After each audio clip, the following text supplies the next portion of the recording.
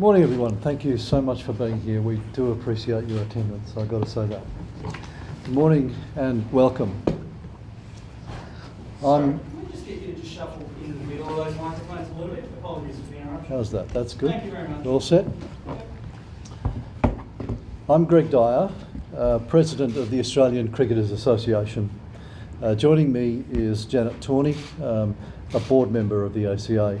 We're in fact quite lucky to have Janet, as she brings the highest levels of expertise on matters governance and culture from multiple boards in the corporate world. The ACA represents and supports Australia's professional cricketers, men and women, past, present and future. Importantly, we regard the integrity of cricket and the spirit of the game as of the highest priority. 10 days ago, errors of judgment were made under significant pressure in South Africa. It's right that there be fair sanction for those involved, and it's also right for the culture of cricket, all of the contributing elements, to be examined in the aftermath. Today I'd like to address three matters: the issue of sanctions, the question of culture, and perhaps most importantly, the issue of player welfare. I'll start with player welfare. Significant concerns have been expressed by thousands of members of the public about the welfare of the players.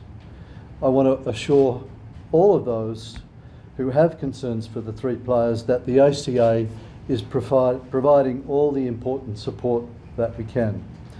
It's what we do and it's what they need. The problem, of course, is that being banned for 12 months takes them out of their cricketing environment, out of their support environment. The environment, in fact, that they've existed in for their entire careers. Given this, what they need is access to good advice and access to personal wellbeing services. This is being coordinated by the ACA, Cricket Australia, state associations, and with the support of past and present players, mentors, friends, and of course, family. The ACA and the cricket family is doing all it can to assist these men who are doing it very tough and beginning a difficult time in their lives. Support from the public is welcome, and the ACA has an email address for members of the public to provide that support. That address is aca@auscricket.com.au. That's aca@auscricket.com.au. I might say that we have hundreds of letters of support received to date at that email address, and no doubt we'll be receiving hundreds more. And so to the sanction. Changing the condition of the ball is a key element of the charge. It's against the code of cricket and there is no place for it. And what is in the spirit of the game is clearly important and relevant. And so Cricket Australia's motivation is correct. But justice which is rushed can sometimes be flawed. Therefore, the players have every right to consider their position, take appropriate advice, and the necessary time in doing so. The ACA has studied the history of this offence and provided a fact sheet for you today. I won't go through that now, but it's provided for your information. Indeed, of the dozen or so matters of this type, the most severe suspension to date has been a ban for 2 one-day internationals. The most expensive fine has been 100% of a match fee. The informed conclusion is that, as right as the motivation is, the proposed penalties are disproportionate relative to precedent. Second, the grading and sanction proposed were significantly higher than that applied by the ICC following the game. Third, the contrition shown by these men is extraordinary, absolutely extraordinary. Their distressed faces have sent a message across the world as effective as any sanction could ever be. I think Australia cried with Steve Smith last Thursday. I know I certainly did.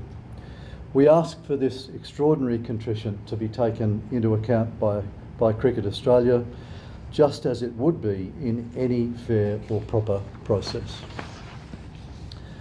Fourth, I think a fair question, was proper process followed after the day's play on March 24? The proper process was to allow the players time to consider the charges placed by umpires or the match referee and to seek proper advice. Instead, they were rushed to a press conference minutes after leaving the field to face the world's media and make rushed statements and admissions. This, I believe, was unfair to the players. It would be unfair to any person in any workplace to be rushed in that way. Fifth, the pressure the players were under, which is not an excuse, of course, but it is relevant.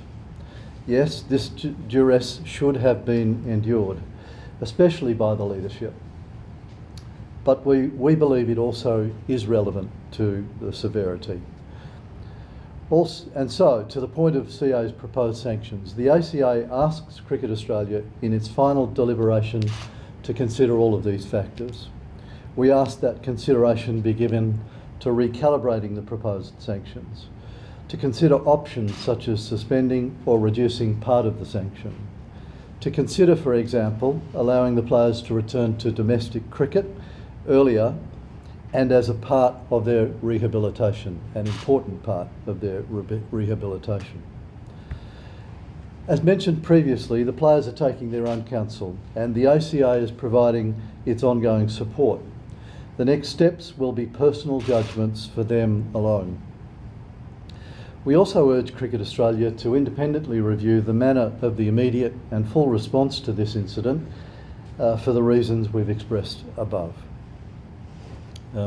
Just turning now to the issue of culture. Culture, often defined as a set of shared values, which can be described as an organisation's mindset, the way it does things. Cricket's cultural challenge is broader than the culture of a change room, broader than the behaviour of players. Organisational culture comes from its leadership, it comes from the top. It can't be grafted on at the bottom. Arguably, cricket has become win at all costs on and off the field. We've lost something of the spirit of the game in the passion and determination to be successful. The anguish in the Australian community, which we've all sensed over these matters, is directly attributable to the perception that this spirit may have been lost, possibly forever. Cricket therefore needs to take decisive action to restore its rightful position in the hearts and minds of all Australians.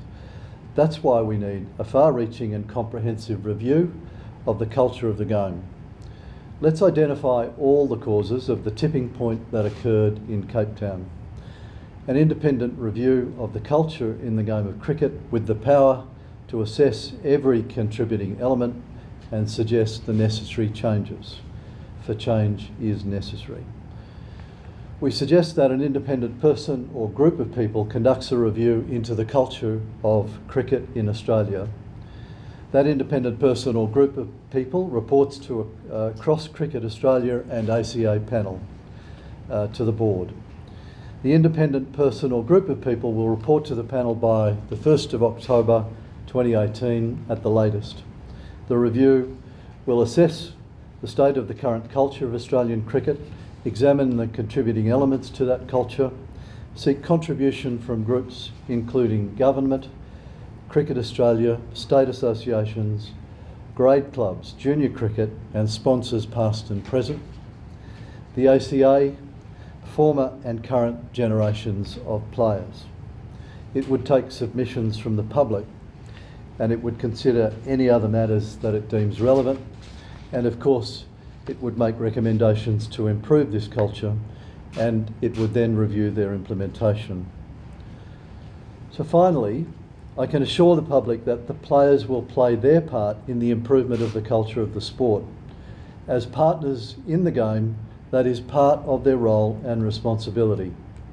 Just as Tim Payne and the team are already doing in South Africa, and just as the women's team does brilliantly, and has done brilliantly, of course, to win the Tri-Nations tournament recently in India.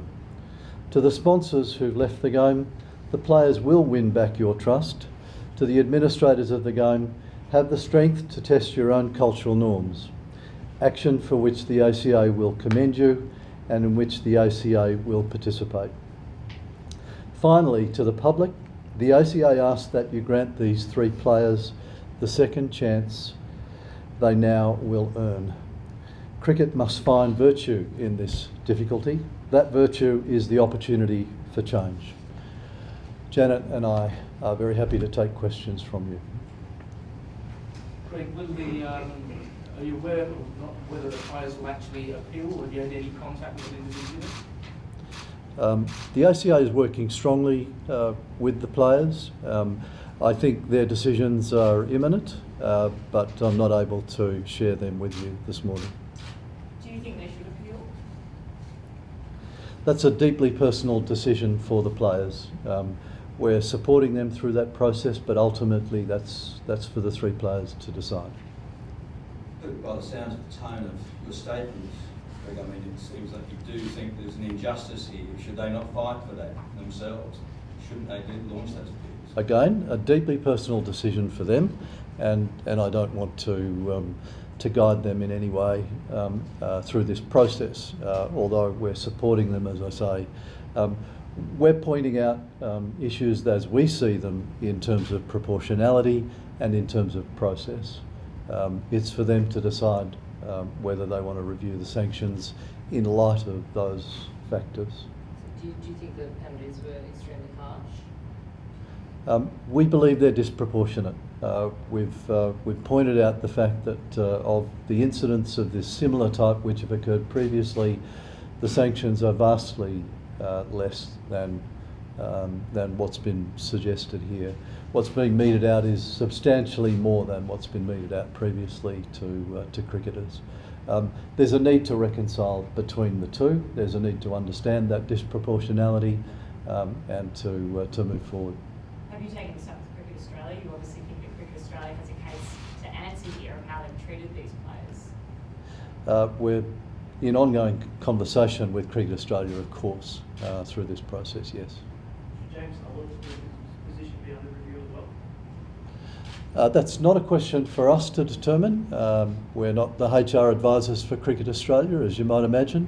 Let's do this cultural review we're talking about. It will come to various conclusions about the changes that are required. I stress that point. Changes are required here. So what are the implications for individuals? That's beyond the scope of what I want to say today. Have you directly broached the issue of sanctions with CA and communicated to them that you think they're too harsh? Yes, we have. What response did you get? That's been noted, and we'll see where that runs. What sanctions would you think appropriate? I'm sorry, I missed. What sanctions would you think appropriate? Janet, do you want to jump in there? Yeah, look, on all of these things, it really comes to looking at what the detail is in terms of, what's assessed as being the charges, what's appropriate, looking at the factors as Greg has gone through, looking at across the array of charges that have been in similar instances, how the players have responded. There is undoubtedly sanctions are needed. There needs to be accountability for the leadership issues as well. No one's denying that, but I think it's taking all those factors in, and we don't have all the factors in front of us today. That's the matter that needs the players and their advisors need to consider and have that discussion as to whether they go from there. Can I just make this point? The loss of leadership is significant as a sanction in and of itself. The loss of the Australian captaincy, the loss of the vice captaincy. These are very, very substantial things that have occurred to these men.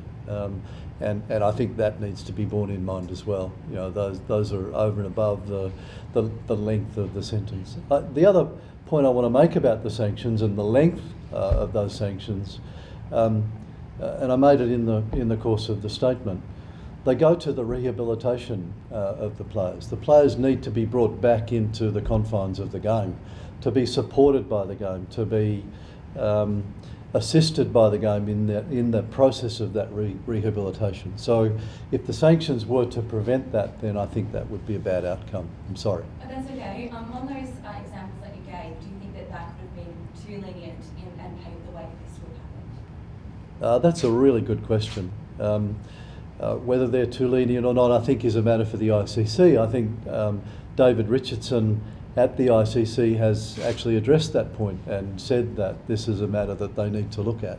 But that's, of course, a matter for the ICC. I think it's on their agenda, it seems. Greg, you talk about having a review into the culture of cricket. With the amount of money that's involved in cricket these days, especially the upper level, IPL series, that sort of thing, etc. Do you think that the culture is long gone anyway?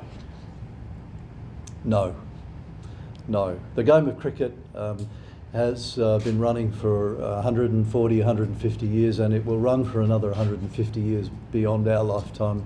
The spirit of the game will endure throughout that process, and regardless of the amount of commercial value in the sport, in my view.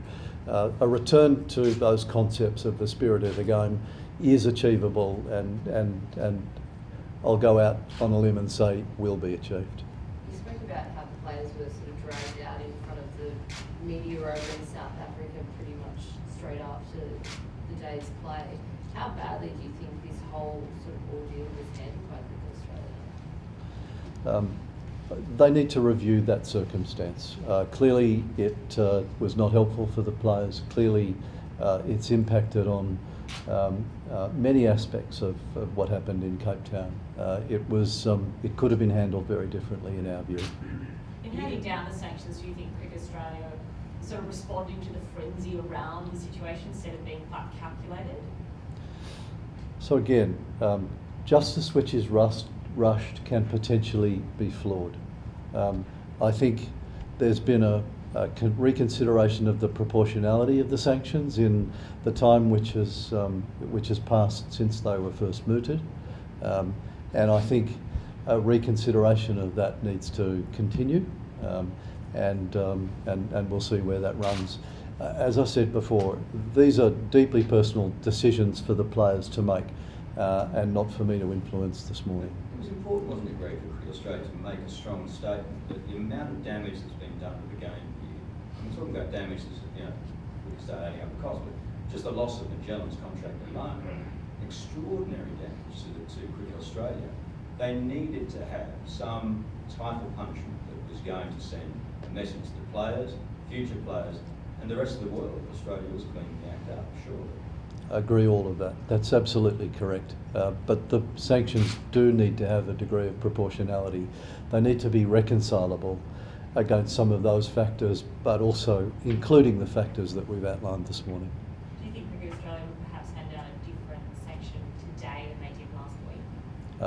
I think that's a question for Cricket Australia rather than for me.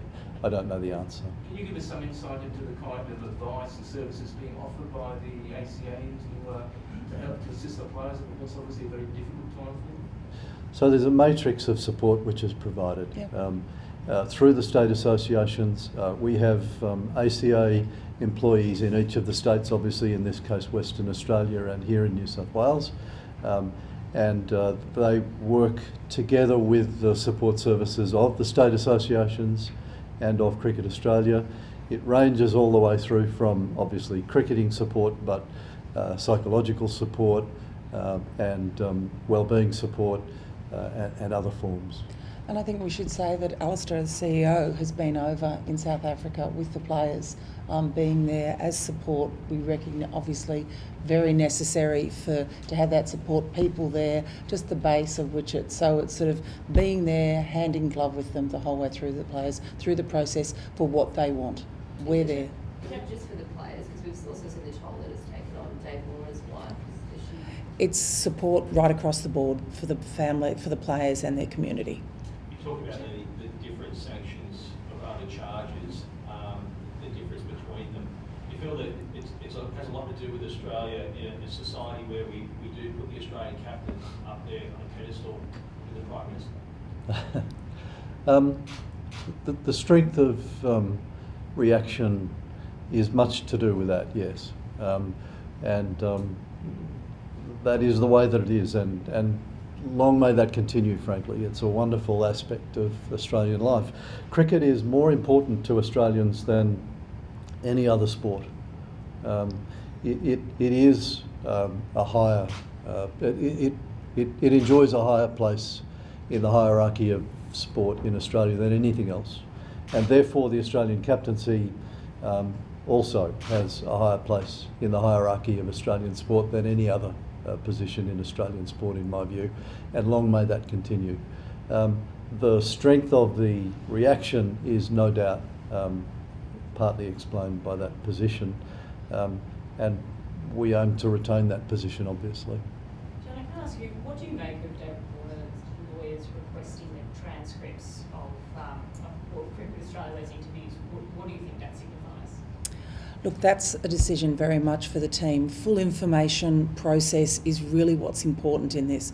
Each player will assess what they need to actually be able to make those decisions. I can't speak to the specifics of what any individual may want, but there is a review process. We would highlight that it is the process and having a fair and reasonable process the whole way through this that is essential for the players' well-being in the immediate situation, and also making sure that we embed the fair and reasonable processes, which is why we're looking for the comprehensive independent review. So you think the processes you really need to be scrutinised, so it's right for David Warner's lawyers to do that? What I'm saying is the process needs to be looked at, and people need to be able to have the flexibility in their choices within that fair and reasonable process. Greg, what was your opinion when you saw the Australian captain put up a press conference at the end of that day's play? Did it surprise you? Absolutely. Of course it did. A really good question. I swore, which my wife chided me about. It was a terrible moment for Australian sport. It was a shocking moment. Let's be clear about that. But for all of the reasons we've talked about, let's make sure that proportionality is respected and retained. Greg, what did you make of the fact that when we saw that press conference with Steve Smith so raw, so emotional, that we saw the same with Cameron Bancroft, but a lot of talk about David Warner not being forthright with his answers, in fact sticking to a very rigid and pre-written script. Why was that, and what did you think of that response? Was it adequate on the day? David should have explained his reasons for that up front, I think. I think that's probably fair, and I think he's acknowledged that since.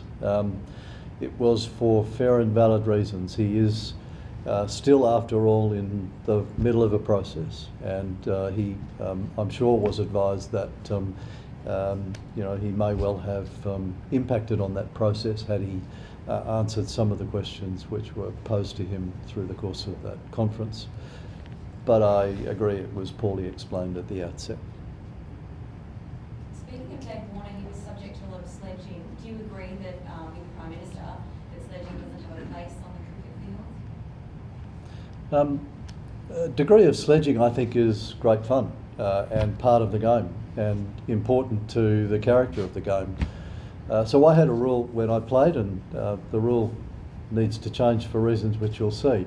I had a rule that said, never say anything to another player on the field that you would regret or which would prevent you from going to the other change room and having a beer after the game. That was the line in the sand that I enjoyed, and I never did.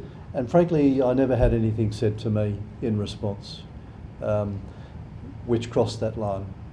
The players don't seem to have beers after the game these days for physiological reasons, which I think is maybe that's a bit of a shame, and maybe that goes to in part to the culture of the game having changed. But nevertheless, that's my view of it.